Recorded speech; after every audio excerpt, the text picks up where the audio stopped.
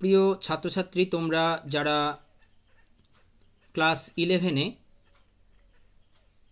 Science নিয়ে পড়াশোনা করছো এবং যাদের ফেভারিট সাবজেক্ট ম্যাথ, তাদের জন্য এই গুরুত্বপূর্ণ ভিডিওটি। তো ক্লাস 11-এর রিলেশনস অ্যান্ড ফাংশনস এর এক্সারসাইজ 2.3 নিয়ে আজকে আলোচনা করব। আগের ভিডিওতে আমি রিলেশনস অ্যান্ড ফাংশনস এর ব্যাখ্যা, সেই সঙ্গে এক্সারসাইজ 2.1, 2.2 আপলোড করে দিয়েছি। তোমরা সময় মতো ভিডিওগুলি দেখে নেবে। তো আজকের প্রশ্ন হচ্ছে, which of the following relations and functions give reasons if it is a function determine the domain and range। এই প্রশ্নে বলতে চাইছে যে নিচে দেওয়া রিলেশনস এবং ফাংশনসগুলির মধ্যে কোনগুলি রিলেশনস এবং ফাংশনস এবং কেন, আর যদি রিলেশন ফাংশন হয়ে থাকে তাহলে তাদের ডোমেন এবং রেঞ্জ কি হবে সেগুলো তোমাদেরকে নির্ণয় করতে হবে। তো একের দাগেরটা দেখো, এই যে 2 1 5 1 8 1 11 1 14 1 17 1, এই যে একটা সেটের মধ্যে রয়েছে। তো এখানে এক্স এবং ওয়াই,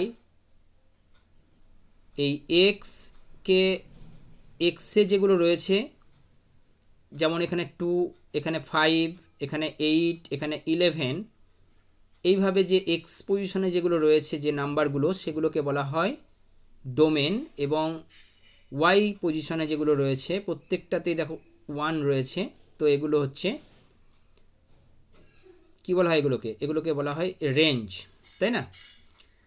তো আমরা প্রথমেই কি করব, দুটো সেট নিয়ে নেব, এ সেট এবং বি সেট।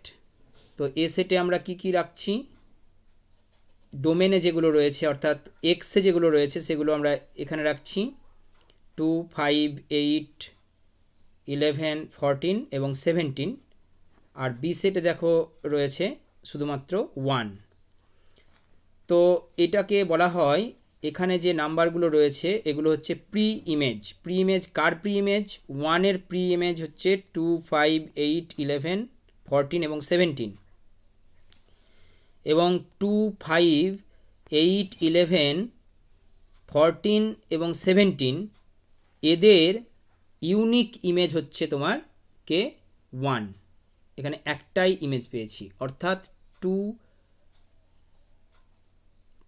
এর ইমেজ হচ্ছে 1, 5-এরও ইমেজ 1, 8-এর ইমেজ 1, 11-এর ইমেজ হচ্ছে 1, 14-এর ইমেজ 1 এবং 17-এর ইমেজ 1। সুতরাং এটি একটা ফাংশন। তো আমরা লিখে দেব yes it is a function.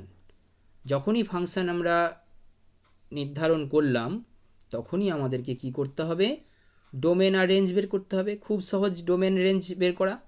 প্রথমে যেগুলো রয়েছে এ সেটে সেগুলোই লিখে দেবে কমা দিয়ে, সেগুলো হচ্ছে ডোমেন, এবং রেঞ্জ যেটা আমরা পাই, ঠিক আছে, অর্থাৎ ওয়াই পজিশনে যেগুলো থাকে সেগুলো হচ্ছে রেঞ্জ। কিন্তু যেহেতু একটাই রয়েছে তো 1 ইমেজ অর্থাৎ রেঞ্জ হবে 1। আশা করি তোমরা একের দাগের প্রশ্নটি বুঝতে পেরেছো, যেখানে রোমান হরফের সংখ্যায় 1 2 3 এভাবে যে প্রশ্নগুলি রয়েছে প্রত্যেকটা একই রকম নিয়মে সলভ হবে। বাকিগুলো তোমরা দেখে নেবে। যদি ফাংশন হয় তো লিখবে yes it is a function, আর যদি না হয় তাহলে তো কোনো ব্যাপারই নেই, লিখে দেবে no it is not a function. তখন তোমাদের কিন্তু আর ডোমেন আর রেঞ্জ বের করার দরকার পড়বে না। নেক্সট প্রশ্ন বলছে, find the domain and range of the following Real function. এখানে দেখো দুটো রিয়াল ফাংশান দেওয়া রয়েছে যাদের ডোমেন এবং রেঞ্জ বের করতে হবে। এখানে দেওয়া রয়েছে F x equal to minus mod x. তো মডিউলাস সম্পর্কে তোমরা জানো যে মডের ভেতরে প্লাস নাম্বার বা মাইনাস নাম্বার যাই থাকুক না কেন, বাইরে কিন্তু কি হবে, পজিটিভ হবে, অর্থাৎ প্লাস হয়ে যাবে। তো +2 থাকলে মডের ভেতরে +2ই হবে, -2 থাকলেও কিন্তু তাকে প্লাস করে দেবে মডে, তাই না? কিন্তু দেখো এখানে মডের বাইরে মাইনাস রয়েছে, সুতরাং এখানে তুমি নাম্বার মাইনাস রাখো আর প্লাস রাখো, রেজাল্ট কিন্তু মাইনাসই আসবে, যেহেতু মডের বাইরে কি রয়েছে, মাইনাস। তো এটা একটা এক্সাম্পল স্বরূপ আমি দেখিয়ে দিয়েছি। দেখো -2কে ভেতরে রেখেছি, তার বাইরে মাইনাস, মডের বাইরে। তো -2টা যখন বাইরে আসছে তখন কিন্তু +2 হয়ে যাচ্ছে, কিন্তু সেই +2-র সঙ্গে মাইনাস গুণ করো, কি আসবে, -2। তো এবার যেহেতু রিয়াল নাম্বারের ব্যাপারটা আসছে এখানে, তো এক্স সমান কি হতে পারে, 0 হতে পারে অথবা 0-র থেকে বেশি হতে পারে। তুমি যদি এক্সের মান 2 ধরো, 3 ধরো, 4 ধরো, 5 ধরো, তো সবসময় কী হবে, 0-র মান তো বেশি হবেই, তাই না? -6 ধরলেও তো সেই রেজাল্ট হবে 6, সুতরাং 0-র থেকে এটা বড় হবে।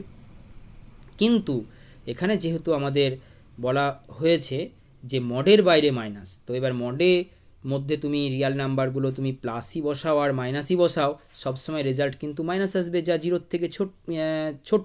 তার জন্য এটা কিন্তু হয়ে যাবে <<0 অর্থাৎ -mod x <<0, অর্থাৎ এই নাম্বারগুলো কিন্তু সীমাবদ্ধ। তো সবসময় মাইনাস নাম্বারগুলো সীমাবদ্ধ এবং 0টা হবে, তার জন্য এর রেঞ্জ কি হবে, রেঞ্জ হবে -∞, অনেক সংখ্যা তুমি মানে অনির্দিষ্ট আর কি, এবং 0। আর ডোমেন কোনটা হবে, ডোমেন তো রিয়াল নাম্বার, অর্থাৎ x belongs to r, Real নাম্বারের সঙ্গে বিলংস করছে কে, x। তো আশা করি তোমরা প্রথমের রোমান হরফের যে প্রশ্নটি রয়েছে নিশ্চয়ই বুঝতে পেরেছো। তোমরা এই দ্বিতীয়টি নিজে সলভ করবে, আর যদি তোমরা সলভ করতে না পারো তো অবশ্যই আমাকে কমেন্ট বক্সে লিখে দেবে, আমি তোমাদের সলভ করে আবার আপলোড করে দেব। তো এরপরে আমরা চলে আসব 3 নাম্বার দাগের যে প্রশ্নটি রয়েছে, এক্সারসাইজ 2.3 এর 3 নাম্বার দাগের যে প্রশ্নটি রয়েছে। দেখো, a function f is defined by fx equal to 2x minus 5. Write domain the value of write down the value of এই নিচের যে সংখ্যা এইগুলো রয়েছে আর কি, রোমান হরফের যে নাম্বারগুলো রয়েছে, তো সেখানে দেখো প্রথমটাই রয়েছে f0, মানে f0 অর্থাৎ এক্সের জায়গাতে তোমাকে 0 বসিয়ে রেজাল্ট বের করতে হবে, ঠিক আছে, ভ্যালু বের করতে হবে। তো প্রথমে একটা অঙ্কটা করার জন্য তোমাকে প্রথমে লিখে নিতে হবে fx equal to 2x minus 5। এখানে দেখো শর্ত দেওয়া রয়েছে। তো এবার replacing x as 0 we have, যখন আমরা রিপ্লেস করছি এক্সটাকে 0 হিসাবে, তখন কি রেজাল্ট আসছে দেখা যাক। তো এক্সের জায়গায় 0 লিখে দিলাম, সমান তাহলে 2x আছে, তাহলে 2 ইন্টু কী হবে, 2 আর x গণিত আকারে রয়েছে, তার জন্য 2 ইন্টু 0 -5, 2 এর সঙ্গে 0 গুণ করলে 0 -5, রেজাল্ট কত হবে, -5। এবার যদি আমরা 7 বসাই, অর্থাৎ এই এক্সের জায়গায় 7 বসবে, তো 2 ইন্টু 7 -5, তো 7 2 14, 14 - 5 সমান কত হচ্ছে, 9, তাই না? তো এইভাবে তোমরা -3 বসিয়ে দেবে এক্সের জায়গায়, -3 বসালে কত হবে, -6 - 5 মানে -11, মানে মুখে মুখেই এই অঙ্কটি তোমরা সলভ করতে পারবে।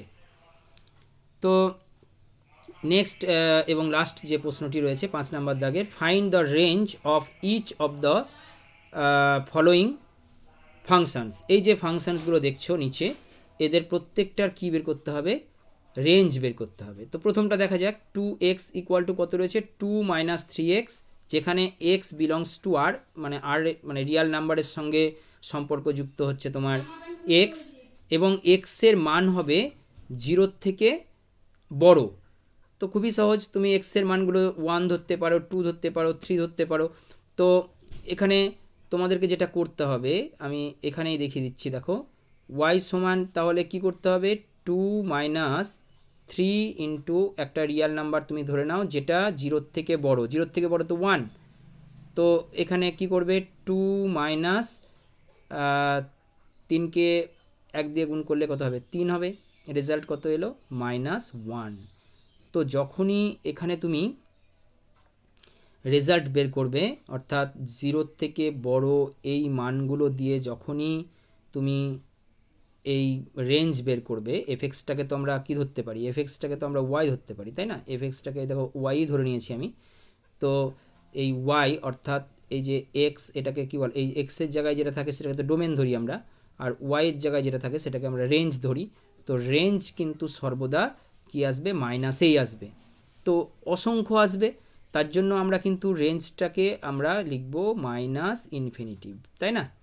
এইটা হবে আনসার। তো বাকি প্রশ্নের উত্তরগুলো আশা করি তোমরা সলভ করতে পারবে। Thank you for watching this video.